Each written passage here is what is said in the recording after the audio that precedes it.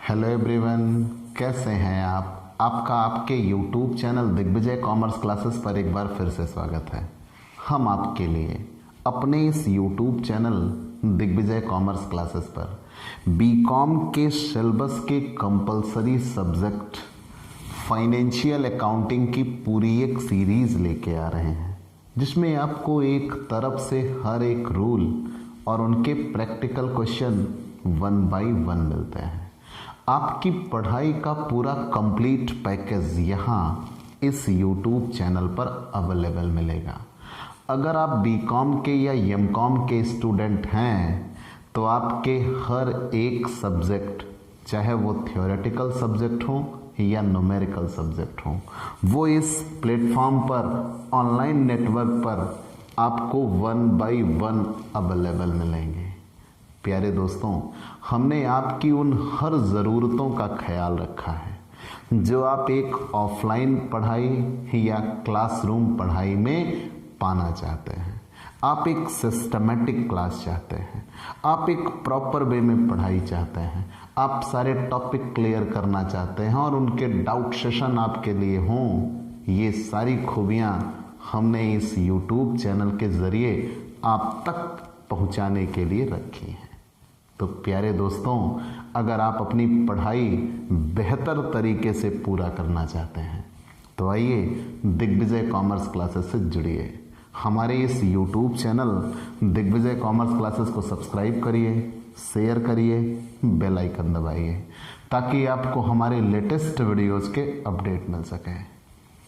आप हमसे paid class भी ले सकते हैं। पेड क्लास पाने के लिए हमारे व्हाट्सएप नंबर पर व्हाट्सएप करिए, मैसेज करिए, आपको पेड क्लास की पूरी जानकारी दे दी जाएगी, जिसमें आप बहुत थोड़े से शुल्क का भुगतान करके हमसे एक रेगुलर क्लास पाते हैं। PDF मिलेगा, डाउट सेशन रखा जाएगा, क्वेश्चन पेपर सॉल्व कराए जाएंगे। तो ये सब कुछ पाने के लिए आप हमसे पेड क्लास ले सकते हैं। हमारा आज का टॉपिक है किराया क्रय पद्धति। आप पेपर को 2 टुकड़ों में बांट सकते हो, थ्योरी के क्वेश्चन, न्यूमेरिकल के क्वेश्चन। और अगर फाइनेंशियल अकाउंट में मुझे थ्योरी के क्वेश्चन पे वेट लगाना पड़े कि वो कौन सा क्वेश्चन है जो पेपर में आने के लिए सबसे ज़्यादा इम्पॉर्टेंट है, तो मैं किराया क्रय पद्धति पर वेट लगाऊंगा। मतलब ये कि इसके पूरे पूरे आसार हैं कि हाँ, ये एग्ज़ाम में आ सकता है। अब एग्ज़ाम में दिन ही कितने बचे हैं, तो आइए हम जुट जाते हैं अपनी पढ़ाई को एकदम दमदार तरीके से पूरा करने के लिए। किराया क्रय पद्धति के हर छुए अनछुए पहलुओं को हम आप तक ले आएंगे और आपके लिए उन बातों को हम बताएंगे जो आप एकदम खूबी के साथ पहचान जाएं, ताकि आपके एग्ज़ाम प्रिपरेशन में आपको मदद मिल सके। तो प्यारे दोस्तों, किराया क्रय पद्धति कहते किसे हैं? चलो क्षण भर के लिए हमने किराया हटा लिया। क्रय पद्धति किसे कहते हैं? किसी भी वस्तु के क्रय करने का तरीका, वही क्रय पद्धति कहलाती है। हम किसी भी वस्तु को कैसे खरीद सकते हैं? तो सबसे पहले हमारे पास 2 ही तरीके हुआ करते थे, एक तो नकद और दूसरा उधार। नकद क्रय बहुत फेमस प्रणाली है।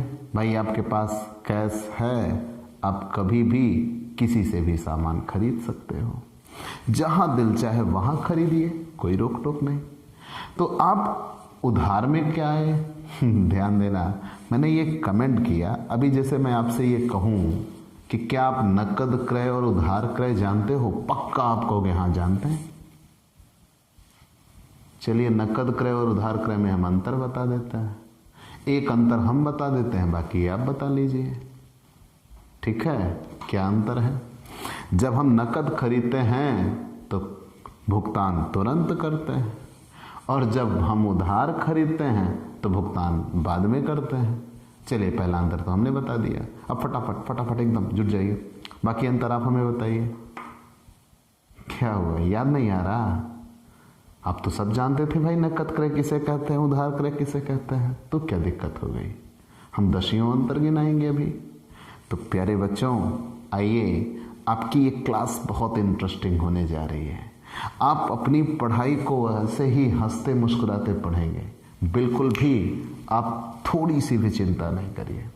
तो मैंने ये कहा कि जब हम सामान नकद खरीदते हैं तो पैसा हमें तुरंत देना होता है, लेकिन जब हम सामान उधार खरीदते हैं तो पैसा बाद में हमें भुगतान करना होता है, हम तुरंत उसके लिए भुगतान नहीं करने जा रहे हैं। चलिए, ये भी हमने जान लिया। लेकिन अगर इस चीज़ को हम और आगे बढ़ाएं, नकद क्रय में पूर्व संबंध का होना आवश्यक नहीं है। आप नकद क्रय खरीद करने जा रहे हो, चाहे जिससे खरीद लो, कैश परचेज, सामने वाले से आपके रिलेशन हैं, नहीं हैं, कम हैं, बन रहे हैं, कोई फर्क नहीं पड़ता। आप पैसा दोगे, सामान पाओगे। और उधार क्रय तभी संभव हो सकता है जबकि सामने वाले से आपके रिलेशन बेहतर हों। अगर सामने वाले से आपके रिलेशन बेहतर नहीं हैं तो आप उधार क्रय नहीं कर सकते, अब वो आपका फेलियर हो जाएगा। लेकिन अन्य बातें, बिक्री में तो दोनों ही शामिल होते हैं, नकद बिक्री और उधार बिक्री। नकद बिक्री मुख्यतः पूरे भुगतान होते हैं और उधार बिक्री में हम टुकड़ों में भी भुगतान करते रहते हैं। ठीक है, चलिए, ये भी हमने जान लिया। और नकद बिक्री जब होती है तो किसी वस्तु का मालिकाना हक तुरंत मिल जाता है आपको, अगर आप नकद सामान खरीदते हो। और अगर उधार सामान खरीदते हो तो भी आपको मालिकाना हक तुरंत हो जाता है, आप उस वस्तु के मालिक बन जाते हो। और नकद और उधार दोनों ही दशाओं में आप उस सामान को किसी तीसरे व्यक्ति को बेचकर उसे अच्छा अधिकार दे सकते हैं। मतलब जब आप किसी वस्तु के मालिक हों तो आप उसे किसी अन्य व्यक्ति को बेच सकते हैं, और अगर आप किसी वस्तु के मालिक नहीं हैं तो उसे किसी अन्य व्यक्ति को बेच नहीं सकते। चलिए, ये प्रमुख बातें थी जो हमने नकद और उधार के संदर्भ में उठाई। बाकी तो बहुत हैं, आप पढ़ते रहिएगा। हमारा टॉपिक वो नहीं है, हमारा टॉपिक है किराया क्रय पद्धति, हायर परचेज सिस्टम। मैंने ये कहा, अगर हम कोई वस्तु खरीदते हैं तो वस्तु खरीदने के लिए हमारे पास दो तरीके हुआ करते थे। पहला तो नकद क्रय, कि अगर हमारे पास किसी वस्तु को क्रय करने की इच्छा हुई, हम उस वस्तु को खरीदना चाहते हैं, तो सबसे पहली बात तो हमारे पास उतने साधन हो, संसाधन हो, रिसोर्सेज हो जिससे हम उस वस्तु को खरीद सकते हो। हमारे पास उतना धन हो तभी हम उस वस्तु को खरीद सकते थे, नहीं तो हम उस वस्तु को खरीद नहीं सकते थे। फिर अब यहाँ कंडीशन ये बनी कि वो हमारे लिए एक बेहतर स्थिति नहीं थी, हम कम बिक्री कर पाते थे। फिर एक तरीका ये आया कि चलो उधार खरीद लो।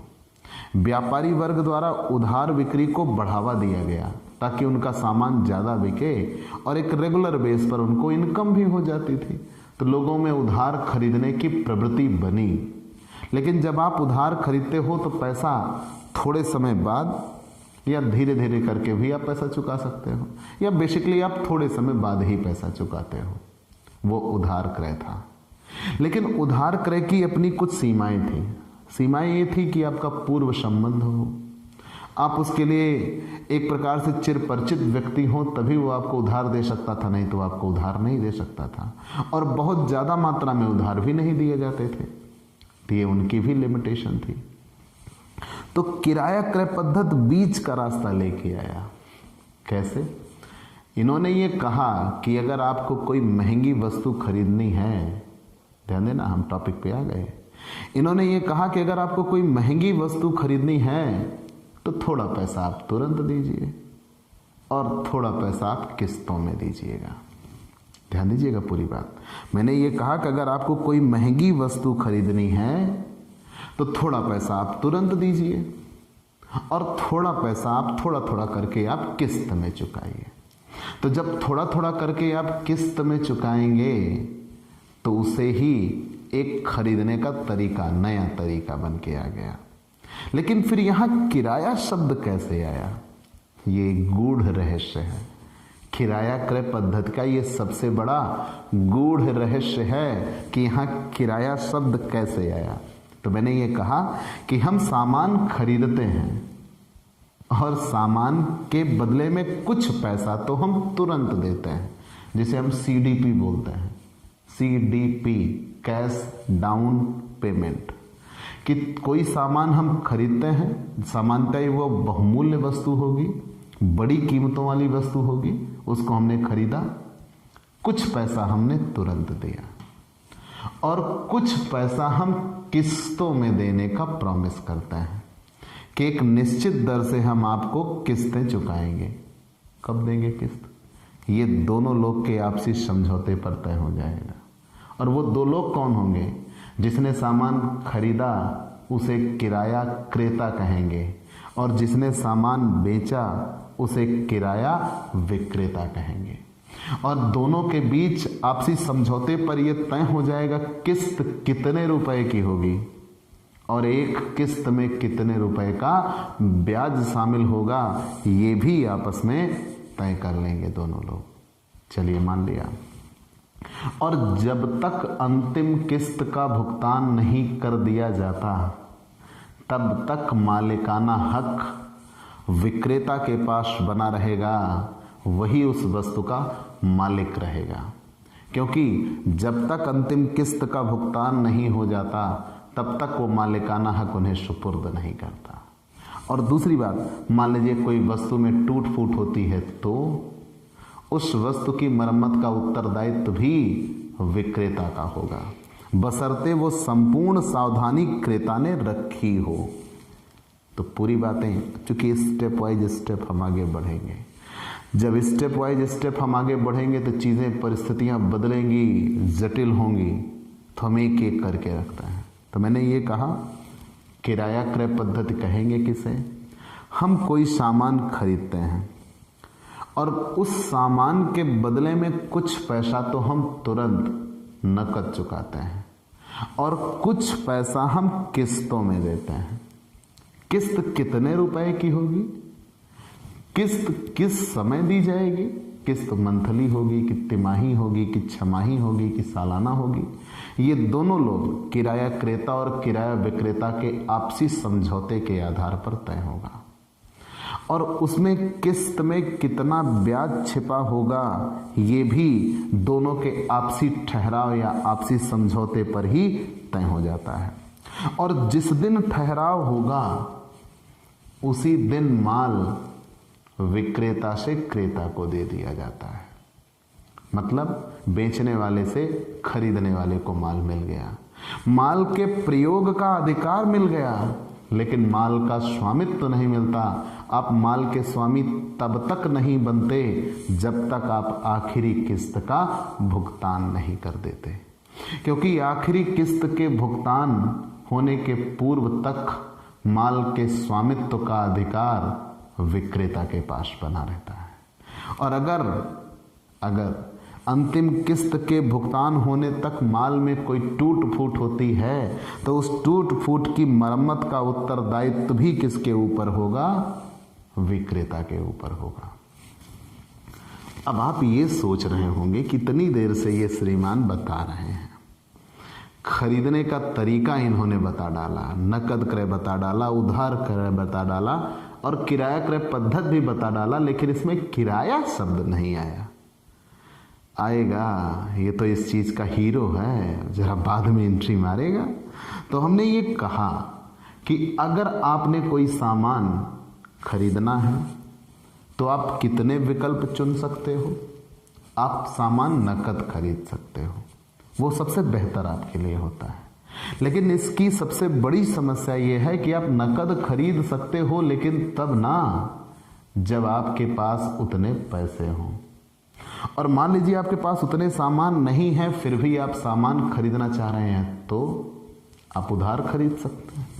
लेकिन उधार खरीद की सबसे बड़ी विडंबना यह है कि उधार खरीदने के लिए आपका वहां पूर्व संबंध होना चाहिए, तभी आप उधार पाओगे, नहीं तो आप उधार नहीं पाओगे। सामने वाला आपको उधार क्यों देगा? भाई ये तो आप सोचिए, सामने वाला आपको उधार क्यों देगा? आप उससे परिचित नहीं हो, पैसा लेके चले जाइएगा तो क्या करेगा? नहीं दे रहा। उधार तो वो तभी देगा जब आप उससे पहले से परिचित हो। अब चलो आप रिश्ते बनाओ उससे, अब जब आप उससे परिचय बढ़ाओगे तब तो आपको उधार देने से रहा भाई, रिश्ते तो भाई काफ़ी दिनों में बनते हैं और ज़रूरत आपको आज की है, तो वहाँ भी सामान नहीं पाइएगा। तो सामान पाने का ये वर्तमान तरीका आया और ये बहुत बेहतर तरीका आया।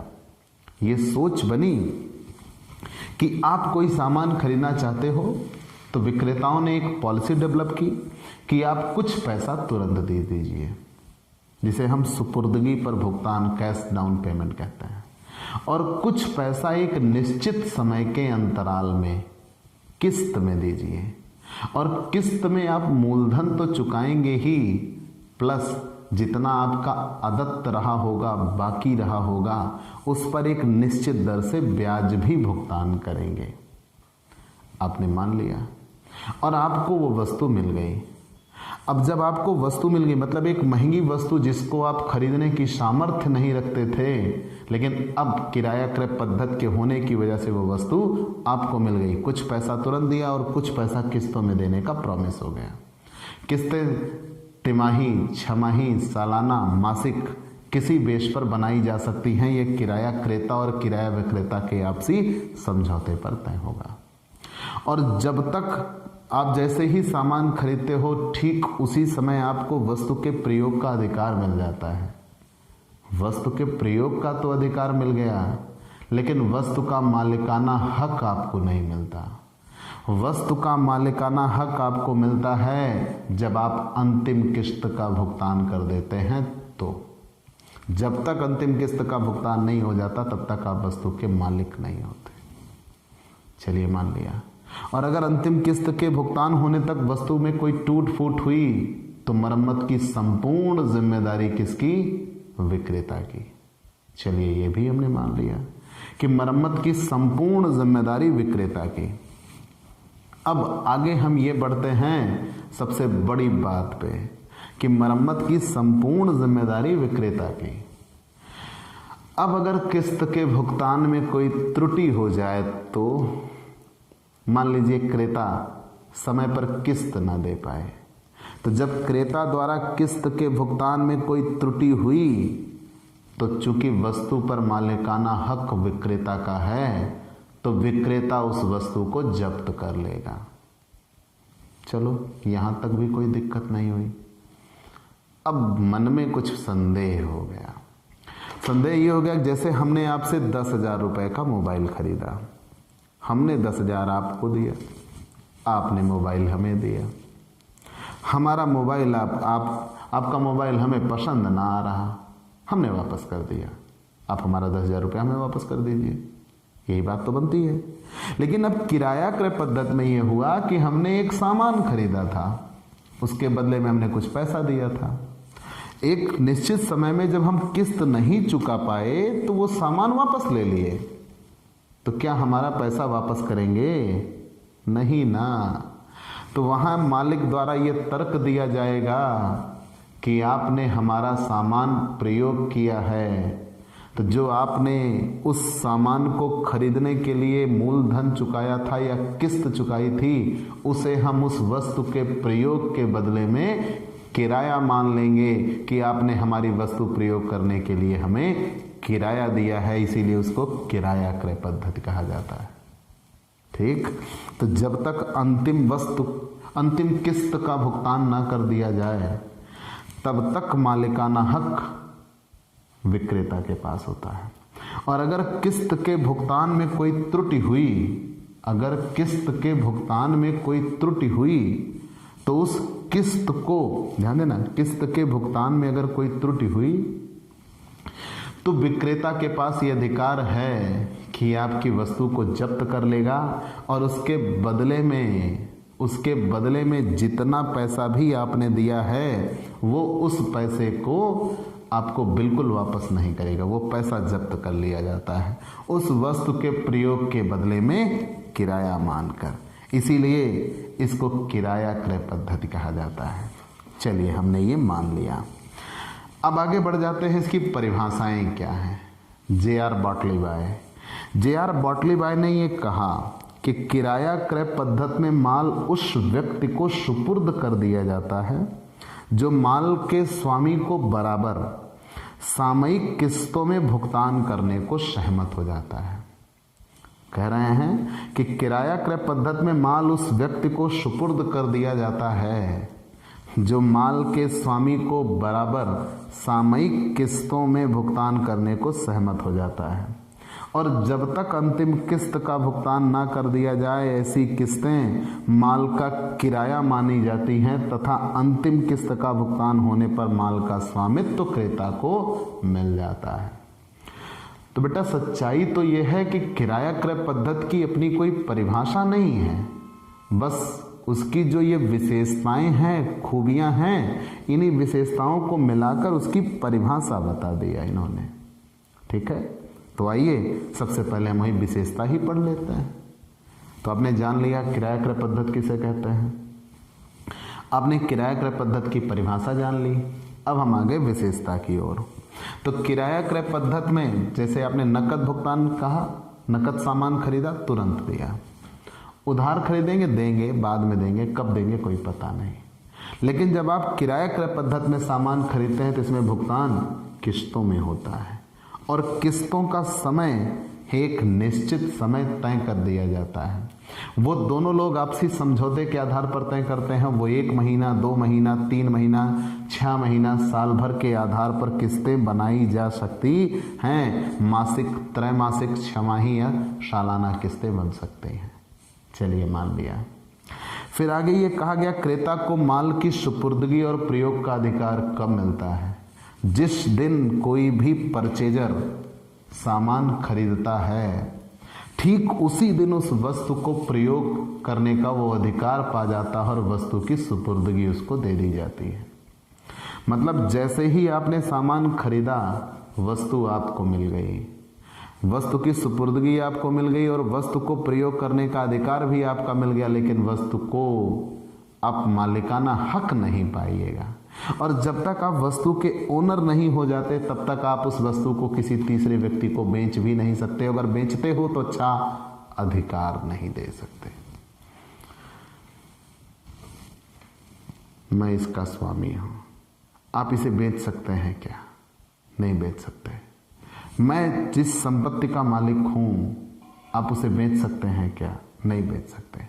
जिसके आप मालिक ही नहीं है आप उसको बेच नहीं सकते, और अगर आप उसको बेच नहीं सकते तो जाहिर सी बात है कि सामने वाले को आप अच्छा अधिकार नहीं दे सकते, क्योंकि आप उसका मालिकाना हक नहीं रखते। और जब तक अंतिम किस्त का भुगतान नहीं हो जाता तब तक माल पर स्वामित्व किसका बना रहता है?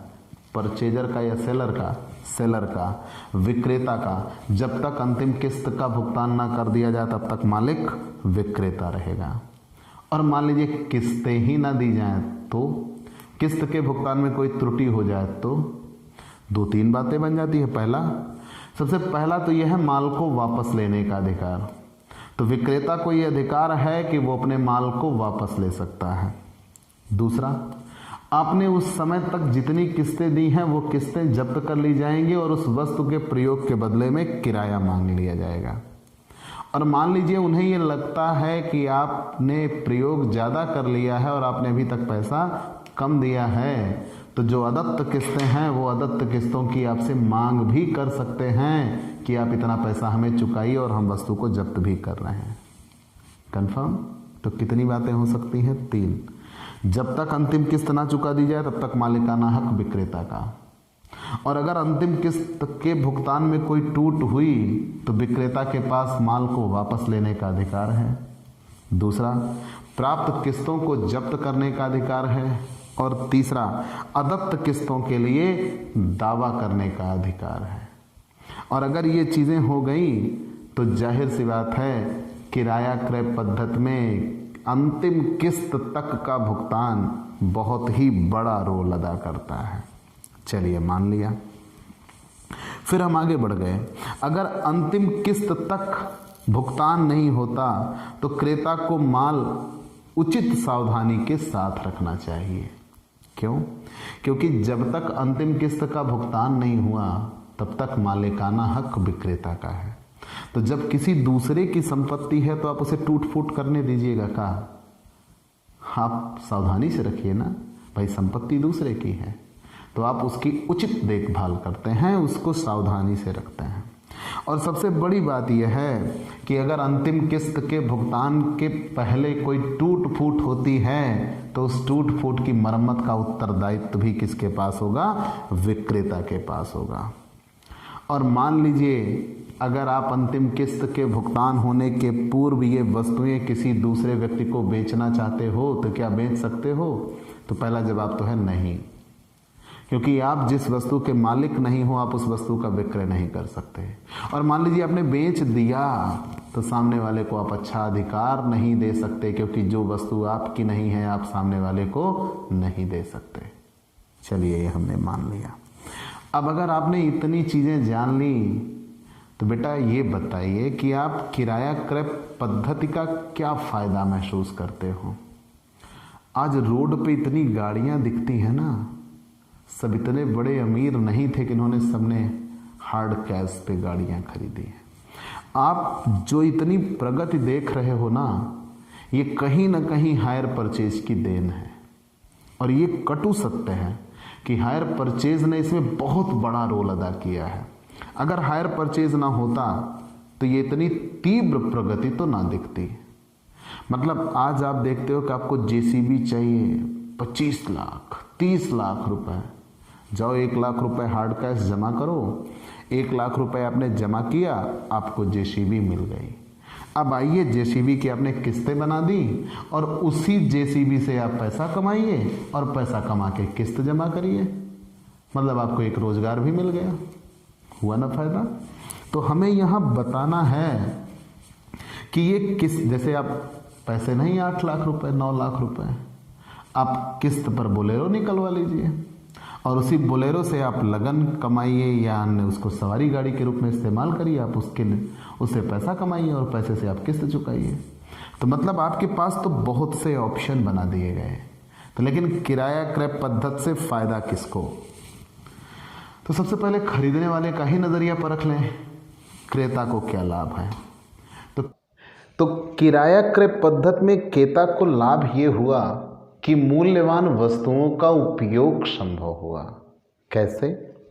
हम बेसिकली किसी भी मूल्यवान वस्तु का प्रयोग तभी कर पाते जबकि वो वस्तुएं हमारी होती, और हम खरीद तभी सकते थे जबकि उतना हमारे पास नकद पैसा होता या सामने वाले से हमारे व्यवहार उतने अच्छे होते।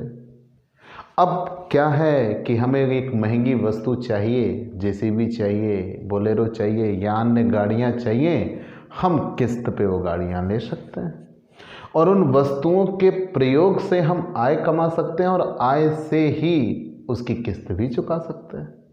तो ये मूल्यवान वस्तुओं का प्रयोग संभव हुआ और इसके भुगतान की विधि भी बड़ी ही सरल है। आप एक सामान लेते हो, कुछ पैसा आप तुरंत देते हो, जितना पैसा तुरंत देते हो माइनस कर दिया जाएगा।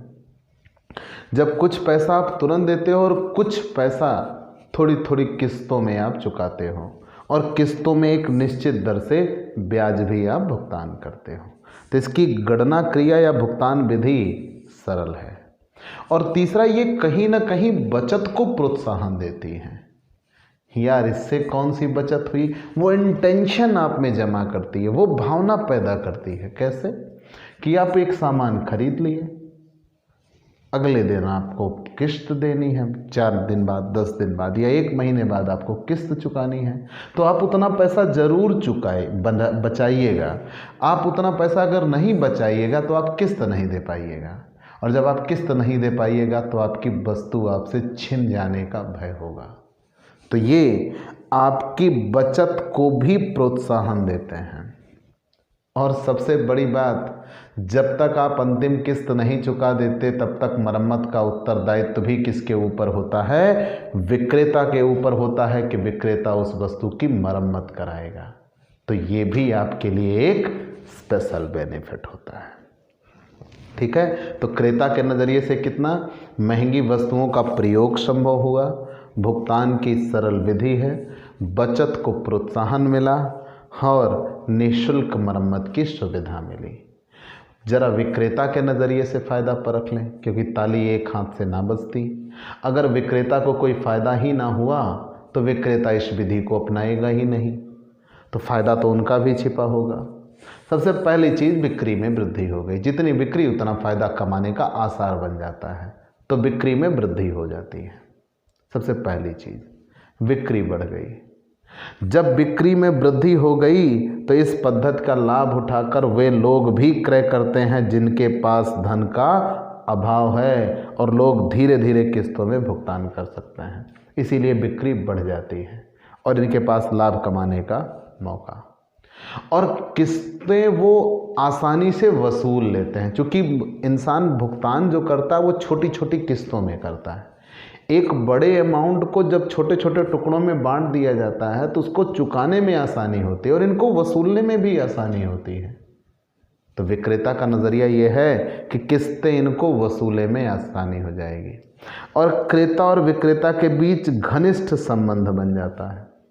भाई रोज़ आप किस्त देने आइएगा, क्रेता और विक्रेता में निरंतर लेन देन चलता रहेगा, तो इससे वस्तु के गुण दोषों को भी आपका पता चलता रहता है और इन गुण दोषों को दूर करने में आपको सहायता मिलती है। एक एक्सपीरियंस शेयर होता रहता है।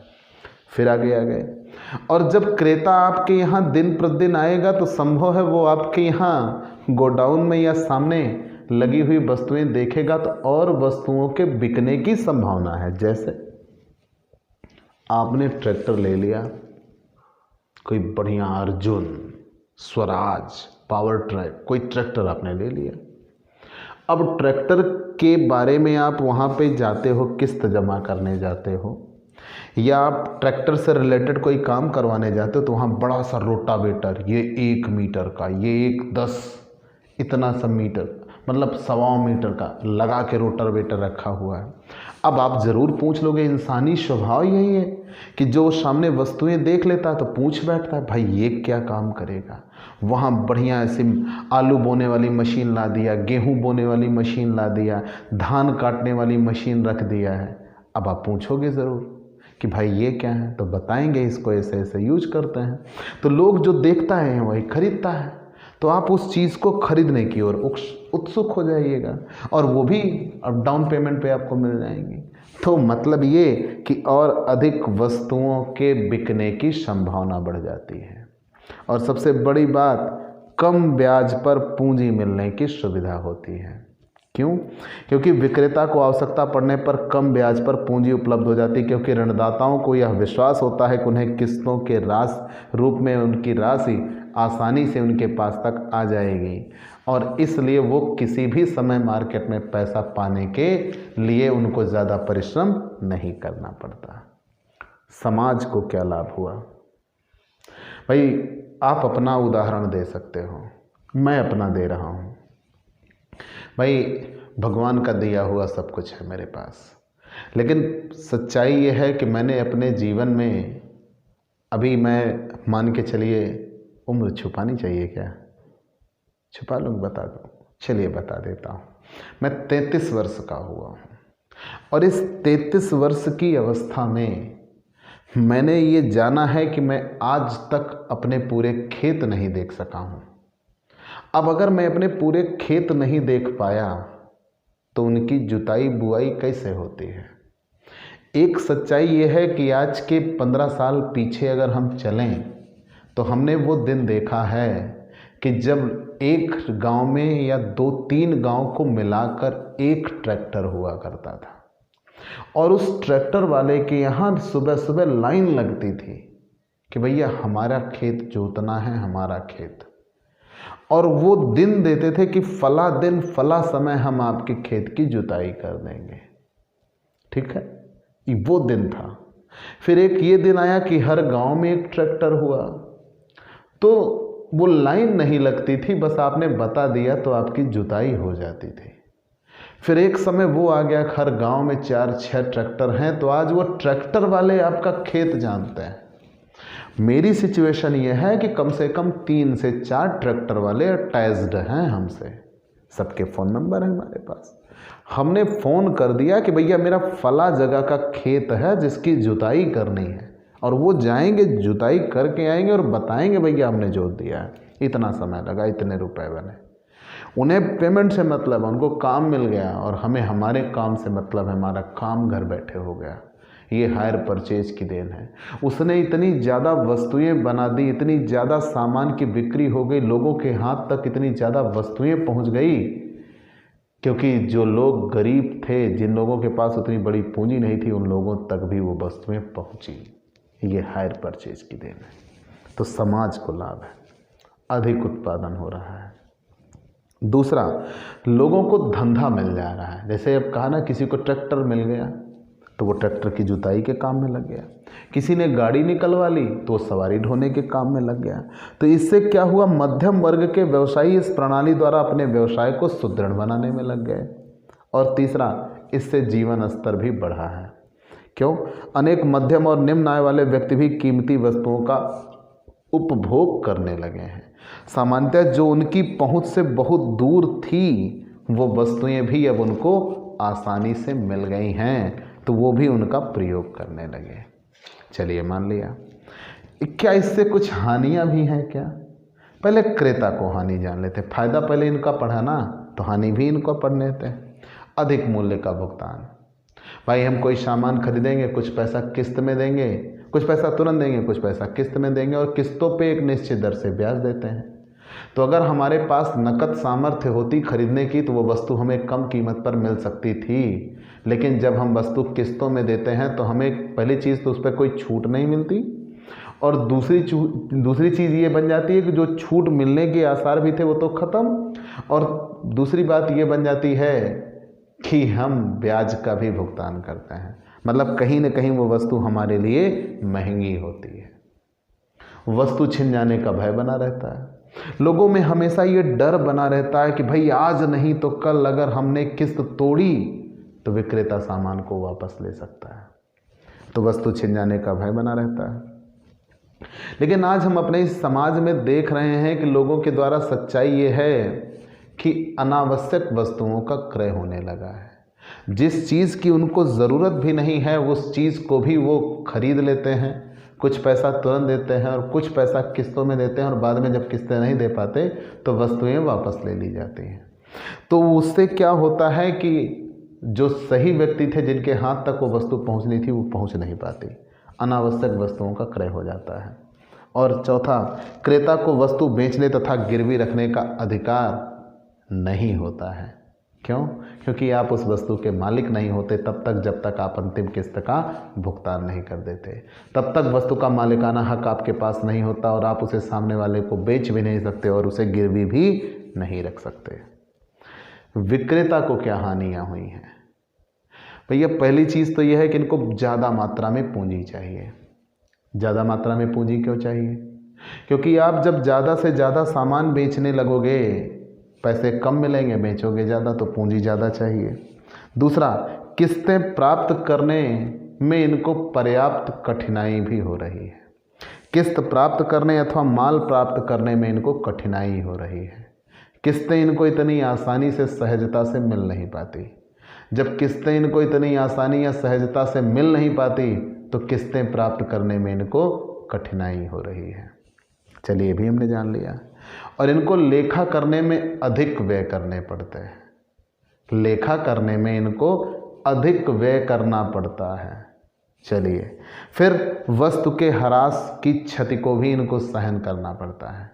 क्यों? क्योंकि जब तक अंतिम किस्त का भुगतान नहीं हो जाता, अगर टूट फूट होती है तो मरम्मत विक्रेता कराएंगे, तो वस्तु के ह्रास को भी इनको सहन करना पड़ता है।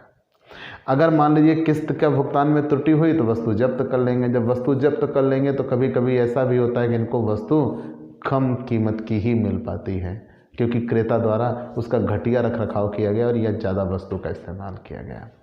समाज को हानि क्या है? किराया क्रय पद्धति से समाज में अत्यधिक क्रय होने लगता है।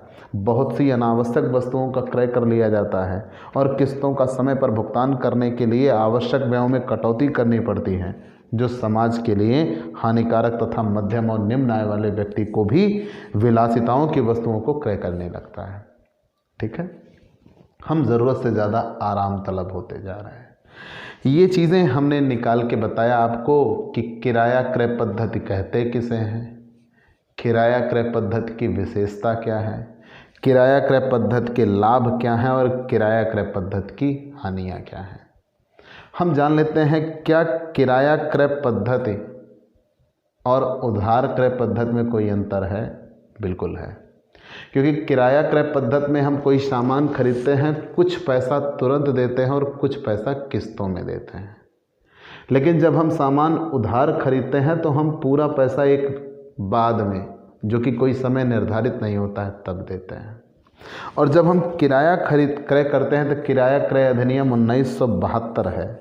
लेकिन जब हम उधार बिक्री की बात करते हैं तो उधार बिक्री या वस्तु विक्रय अधिनियम 1948 लागू होता है। उधार बिक्री पर कौन सा नियम लागू होता है? वस्तु विक्रय अधिनियम 1948 लागू होता है। अनुबंध का स्वभाव, किराया क्रय एक क्रय अनुबंध होता है और उधार बिक्री अनुबंध होता है। चलिए मान लिया। स्वामित्व का हस्तांतरण, जब हम किराया क्रय पद्धति के आधार पर सामान खरीदते हैं तो जब तक अंतिम किस्त नहीं चुका दी जाती तब तक मालिकाना हक विक्रेता के पास रहता है। जब तक अंतिम किस्त नहीं चुका दी जाती तब तक मालिकाना हक विक्रेता के पास रहता है। मैंने ये कहा, तो जब तक अंतिम किस्त नहीं चुका दी जाएगी तब तक मालिकाना हक विक्रेता के पास रहेगा। लेकिन जब सामान उधार खरीदते हैं तो जिस दिन सामान खरीदते हैं उसी दिन हमें वस्तु का प्रयोग का अधिकार मिल जाता है और वस्तु का मालिकाना हक भी मिल जाता है।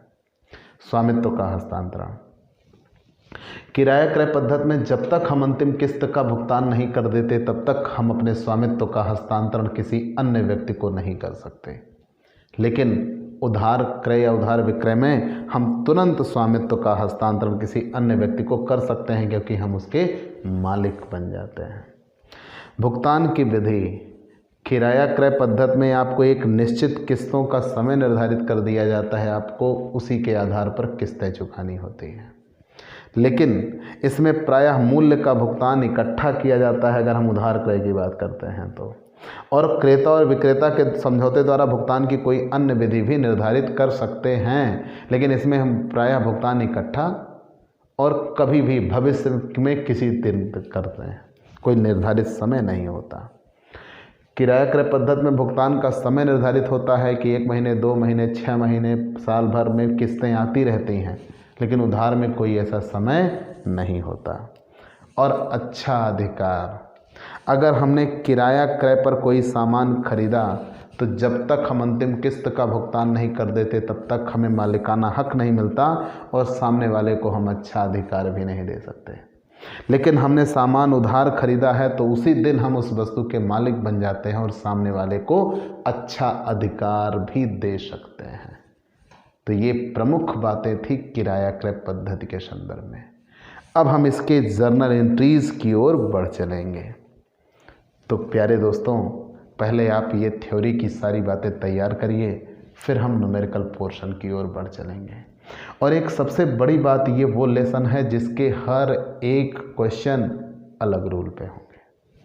तो आप हर दिन एक नई क्लास, रूल वही चलेंगे लेकिन उसमें कुछ ना कुछ नया नियम आपको ज़रूर मिलता जाएगा। तो आपको ये क्लास कैसी लगी हमें ज़रूर बताइएगा। आपके लाइक और कमेंट का इंतज़ार रहेगा। आप हमसे पेड क्लास ले सकते हो।